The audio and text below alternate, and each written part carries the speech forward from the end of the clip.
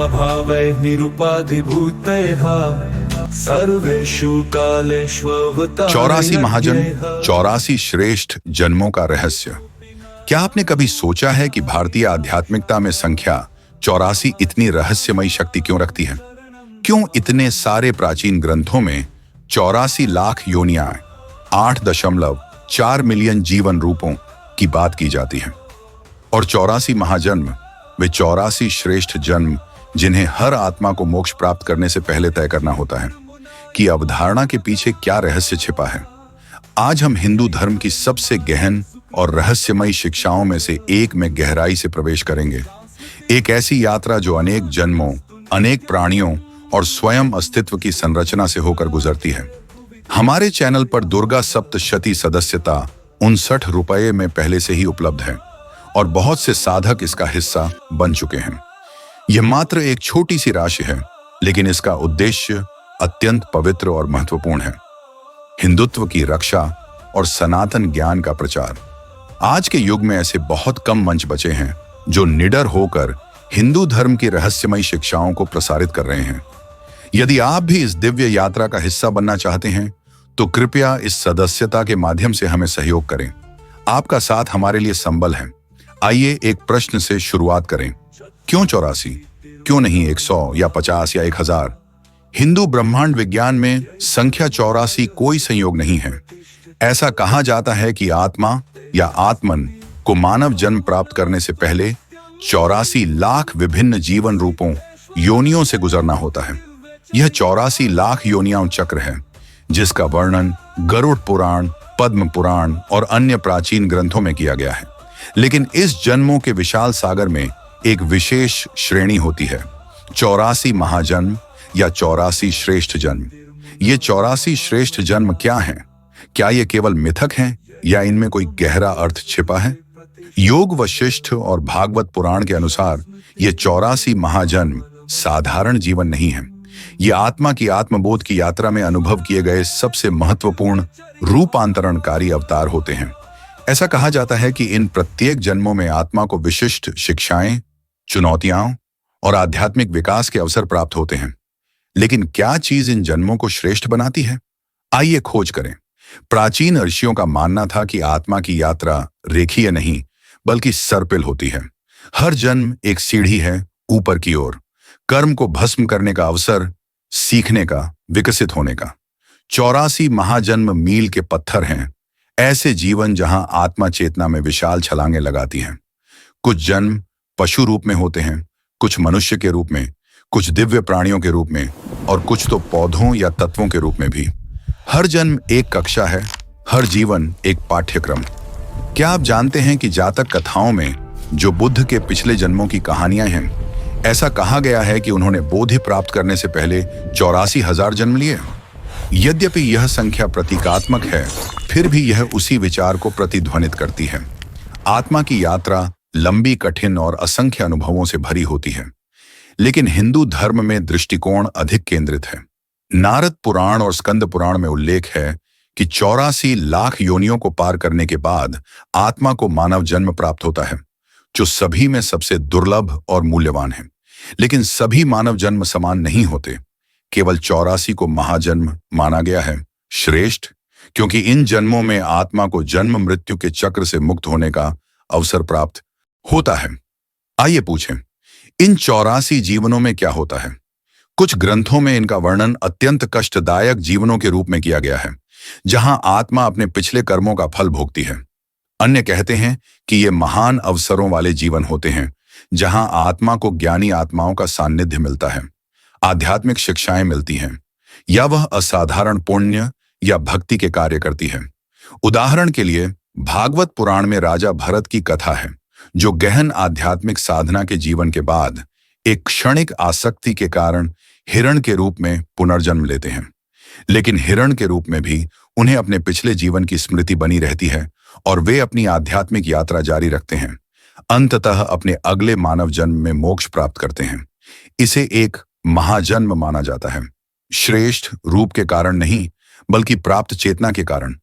क्यों कुछ लोग असाधारण ज्ञान, करुणा या आध्यात्मिक शक्ति के साथ जन्म लेते हैं, क्या यह संभव है कि वे अपने 84 महाजन्मों में से एक में हों और चक्र से मुक्ति के कगार पर हों? सिख धर्म ग्रंथ गुरु ग्रंथ साहिब भी 84 लाख जूनी 8.4 मिलियन जीवन रूपों का उल्लेख करता है और चेतावनी देता है कि मानव जन्म एक दुर्लभ उपहार है जिसे व्यर्थ नहीं करना चाहिए। गुरु नानक कहते हैं, 84 लाख जन्म भ्रमी आयो मानुख देहि पाई। 84 लाख जन्मों में भटकने के बाद आत्मा को अंततः मानव शरीर प्राप्त होता है। इस अवसर को न गंवाओ। बौद्ध धर्म में भी यह अवधारणा संसर के विचार में झलकती है। जन्म और पुनर्जन्म का अंतहीन चक्र। तिब्बती बुक ऑफ द डेड में वर्णन है कि मृत्यु के बाद आत्मा अपने कर्म के अनुसार नए रूपों की ओर खींचती है और केवल सचेत प्रयास से ही वह इस चक्र से मुक्ति पा सकती है। लेकिन हिंदू धर्म इससे भी आगे जाता है। गरुड़ पुराण जन्मों के प्रकारों की सूची देता है। वनस्पतियां, कीट पतंगे, पक्षी, पशु, मनुष्य और दिव्य प्राणी। लेकिन केवल मानव रूप में ही आत्मा ऐसा कर्म कर सकती है जो मोक्ष की ओर ले जाता है। 84 महाजन्म स्वर्ण टिकट हैं, वे जीवन जहां आत्मा मोक्ष के सबसे निकट होती है। आइए इस रहस्य को और गहराई से देखें।